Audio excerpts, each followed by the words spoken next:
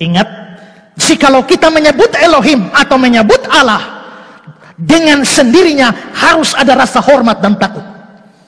Karena itulah arti namanya. Nebukadnezar tidak menghormati dan takut kepada Allah.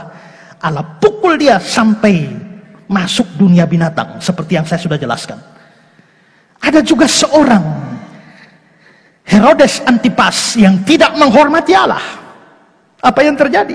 Kisah 12, 1, 2, 3. Dan pada satu hari yang ditentukan, Herodes mengenakan pakaian kerajaan, lalu duduk di atas tahta dan berpidato kepada mereka.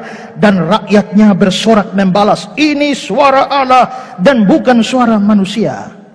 Memang Herodes tidak jawab, tapi kelihatannya dalam hati dia akui ini suara Allah.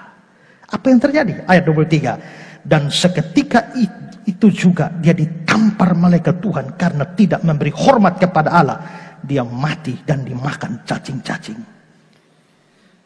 Kiranya semua orang yang kurang ajar kepada Allah dan tidak menghormati Allah memperhatikan sungguh-sungguh. Kitab Maleaki ditulis untuk menegur umat pada waktu itu. Karena banyak di antara umat yang tidak menghormati Tuhan.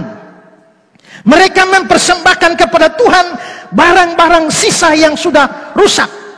Ingat, syarat memberikan persembahan itu tidak boleh bercacat celah. Tapi orang-orang pada zaman Maleaki, mereka persembahkan kepada Tuhan domba pincang, kambing buta. Yang bagus-bagus mereka ambil, yang jelek mereka kasih pada Tuhan. Nah, lalu itulah yang ditegur oleh Maleaki. Maleaki 1 ayat 6. Seorang anak menghormati bapaknya, seorang hamba menghormati tuannya. Jika aku ini bapak, di manakah hormatmu yang kepadaku itu? Jika aku ini Tuhan, di manakah takut yang kepadaku itu? Firman Tuhan semesta alam kepada kamu, hai para imam yang menghina namaku. Maka konteksnya persembahan. Orang bisa tidak menghormati Allah jikalau dia memberikan persembahan yang jelek. Dan dia mengambil seluruh yang baik untuk dia. Yang jelek, yang kambing, pincang, domba, buta, itu yang dikasih Allah. Sedangkan dia menikmati segala yang baik. Itu dianggap tidak menghormati Allah. Dan tidak punya rasa takut kepada Elohim. Kiranya kita belajar ini bahwa dalam hidup kita, dalam pelayanan kita, dalam persembahan kita, dalam ibadah kita, selalu menghormati dan punya rasa takut kepada Allah. Karena itulah arti nama Elohim.